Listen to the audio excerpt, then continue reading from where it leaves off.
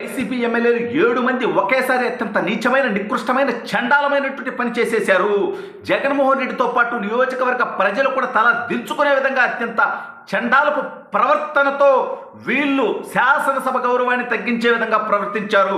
దీన్ని అయ్యన్న పాత్రుడు గారు బట్టబయలు చేశారు. అసలు ఇంతకీ ఎవరా ఎమ్మెల్యేలు, ఏంటా కథ అనేది ఈ వీడియోలో వివరించబోయే ముందుగా ఇప్పటి వరకు మన ఛానల్ సబ్స్క్రైబ్ చేయని వాళ్ళు ఖచ్చితంగా సబ్స్క్రైబ్ చేయండి. ఇక విషయానికి వస్తే జగన్మోహన్ రెడ్డి అనేటువంటి 420తో నికృష్టుడితో దౌర్భాగ్యుడితో చండాలుడితో ప్రయాణం చేసే ప్రతి ఒక్కరికి ఆ లక్షణాలు ఉండాలి, ఆ తప్పుడు పనులు చేయాలి, ఆ వ్యవహారాలు చేయాలి అనేటువంటిది వాళ్ళ కామన్ రూల్గా ఉంటుందేమో అర్థం కానటువంటి పరిస్థితి.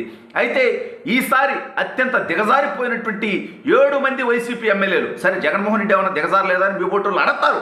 అతను పరాకాష్ట స్వామి, ఆయన గురించి మాట్లాడుకునేదే ఉందే.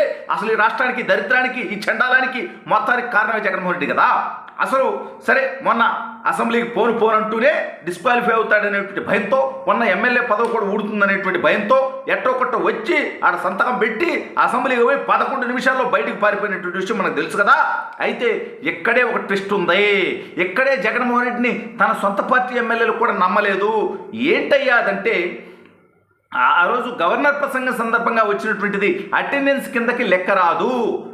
ఆ తర్వాత సెషన్స్ జరిగేటప్పుడు రాని వాళ్ళు డిస్క్వాలిఫై అవుతారు అనేటువంటి వార్త ఒకటి చక్కర్లు కొట్టడం మనందరం చూసాం. అయితే అందులో వైసీపీలో ఉన్నటువంటి 7 శాసనసభ్యులకి దీంతో భయం పట్టుకుంది. నిజంగా అదే నిజమైతే రేపటి రోజు డిస్క్వాలిఫై అయితే మన బతుకులు బుగ్గిపాలు అవుతాయే 9 నెలల్లోనేటువంటి భయంతో, ఆందోళనతో చల్లగా సైలెంట్గా శాసనసభకి రాకుండా ఆడికి వచ్చి సంతకం పెట్టేసి రిజిస్టర్లో ఎమ్మెల్యేలు వచ్చినట్టుగా వచ్చి ఆడ సంతకం పెట్టేసి వెళ్ళిపోయారు. శాసనసభలోకి రాలా, సభలోకి అటెండ్ అవ్వాలా, కానీ అటెండ్ అవుతున్నాం అన్నట్టుగా రిజిస్టర్లో సంతకం పెట్టేసి వెళ్ళిపోయారు. ఎవరి దౌర్భాగ్యులైనటువంటి డేటా లిస్టు అయ్యన్న పాత్రుడు గారు స్పీకర్ స్థానంలో ఉండి ఒకసారి చెక్ చేసినప్పుడు ఈ డెకాయిట్లు, ఈ 420లు ఇలా బతుకంతా అబద్ధం బతికే కదరా స్వామి అనే చందంగా 7 మంది వైసీపీ ఎమ్మెల్యేలు దొరికిపోయారు. ఎవరయ్యా వాళ్ళని ఒకసారి చూస్తే విరూపాక్ష అని ఆలూరు ఎమ్మెల్యే, ఇతనితో పాటు మంత్రాలయం ఎమ్మెల్యే కూడా బాలనాగిరెడ్డి కూడా అట్టాగే దొరికిపోయాడు. ఇతనితో పాటు ఎర్రగొండపాలెం ఎమ్మెల్యే కూడా అట్టాగే దొరికిపోయాడు, తాటిపర్తి చంద్రశేఖర్. వీళ్ళతో పాటు అరకు పాడేరు నుంచి మత్స్యలింగంతో పాటు విశ్వేశ్వరరాజు కూడా ఇలాగే దొరికిపోయారు.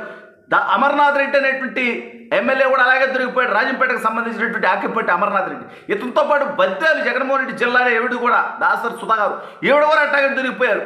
ఈ 7 మంది వైసీపీ ఎమ్మెల్యేలు కూడా దొంగతనంగా వచ్చి సంతకం పెట్టి అసెంబ్లీ రిజిస్టర్లో మేము అసెంబ్లీకి అటెండ్ అయ్యామన్నట్టుగా అసెంబ్లీకి మాత్రం రాకుండా అసెంబ్లీని మోసం చేసేటువంటి ప్రయత్నం చేయటం ఏంటంటే, ఆ నియోజకవర్గ ప్రజల్ని మోసం చేయటం ఏంటంటే, మీరు 9 నెలలుగా ఈ రాష్ట్ర ప్రజలు కట్టేటువంటి పన్నుల నుంచి జీతాలు తీసుకుంటూ సిగ్గు లేకుండా నెలకు దాదాపు 2-2.5 లక్షలు మింగుతున్నారుగా ఈ ప్రజల సంపదని.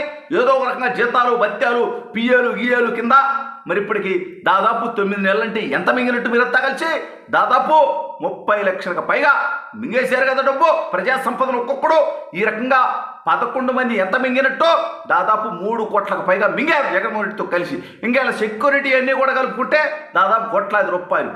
శాసనసభకు రావడానికి, చట్టం చేయటంలో పాల్గొనడం దానికి, మీ నియోజకవర్గ సమస్యలు అసెంబ్లీలో చర్చించిన దానికి మీరు ఎందుకు జీతం తీసుకుంటున్నారని అడిగితే సమాధానం చెప్పేటువంటి పరిస్థితి మీ దగ్గర ఉన్నదా? సిగ్గు ఎగ్గు లేనటువంటి బతుకులు ఎందుకు ఎట్టడి బతుకు? ఈ డెకాయిట్ పనులన్నీ జగన్మోహన్ రెడ్డి నేర్పించాడా?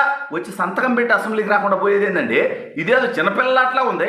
పొద్దున్నే వచ్చి ఆ రోజుల్లో ఇప్పుడు చిన్నపిల్లలు ఇప్పుడు తెలిసి తెలియక ఓ స్కూల్కో కాలేజీకి పోయి ఆడెట్టొకట్టు అటెండెన్స్ చెప్పి ఏడన్నా గ్యాప్ దొరికితే మధ్యలో పారిపోయేటువంటి స్టూడెంట్స్ ఉంటారు కొంతమంది. ఆ రకంగా వచ్చి అసలు మధ్యలో అసలు లోపలికి రాకుండానే వచ్చి రిజిస్టర్లో సంతకం పెట్టి అటెండ్ అయినట్టుగా మళ్ళీ వెళ్ళిపోవటం అంటే మీ నియోజకవర్గ ప్రజల మీద మీకు ఉండేటువంటి అభిప్రాయం ఏమనుకోవాలి? మీ నియోజకవర్గ ప్రజల్ని కూడా మోసం చేయాలనుకుంటున్నారా? లేదా అసలు ఇవన్నీ పక్కన పెడితే జగన్మోహన్ రెడ్డి అనేటువంటి డెకాయిట్ని నమ్ముకుంటే మనం డిస్క్వాలిఫై అయిపోతాము, మళ్ళీ ఎన్నికలు జరిగితే ఇక జీవితంలో గెలవము అనేటువంటి భయంతో, ఆందోళనతో ఉన్నారా? అందుకనే ఈ రకమైనటువంటి చండాల పనులు చేస్తున్నారా? ఏం చేయాలనుకుంటున్నారా మీరు రాష్ట్రాన్ని? నాకు అర్థం కట్ట. గత 5 సంవత్సరాలు ఈ రాష్ట్రాన్ని విధ్వంసం చేశారు, నాశనం చేశారు, యువత భవిష్యత్తు నాశనం చేశారు, రాజధాని లేకుండా చేశారు, పోలవరం గాలి వదిలేశారు, ఈ రాష్ట్రానికి పరిశ్రమలు రానటువంటి పరిస్థితి. ఇవన్నీ ప్రజలు గమనించి 11 సీట్లు ఇస్తే వాటిని కూడా నిలబెట్టుకోకుండా అసెంబ్లీకే రాకుండా ఇదంతా ఒక చండాలం అనుకుంటుంటే, లేని అర్హత కావాలని చెప్పి ఒకవైపు చంద్రబాబు నాయుడు గారిని, స్పీకర్ గారిని అందరిని అడుక్కొని వాళ్ళు ఒప్పుకోకపోతే కోర్టుకు పోయి ఆ కోర్టులో కూడా వ్యతిరేక తీర్పు వస్తుందని మీకు తెలిసి అయినప్పటికీ ఉన్న శాసనసభ్యత్వాలు డిస్క్వాలిఫై అవ్వకుండా ఉండటం కోసం ఆ జెండాలు జగన్మోహన్ రెడ్డి వేసుకొని ఒక పూట అసెంబ్లీ దాకా వచ్చి 11 నిమిషాలే అసెంబ్లీలో కూర్చొని గవర్నర్ గారి ప్రసంగం సందర్భంగా ఆ తర్వాత వెళ్ళిపోయి మళ్ళీ ఇప్పుడు అది కౌంట్లోకి రాదంటున్నారే. అందుకని చెప్పి వచ్చి సంతకం పెట్టిపోయి 7 మంది ఎమ్మెల్యే జగన్మోహన్ రెడ్డి ముందు ఆ నియోజకవర్గం వాళ్ళని మోసం చేయటం, శాసనసభను మోసం చేసేటువంటి ప్రయత్నం చేయటం కూడా కాసేపు పక్కన పెడదాం. అత్యంత చండాలంగా ఏకంగా జగన్ని కూడా వీళ్ళు నమ్మట్లేదనేది అర్థమైపోయింది.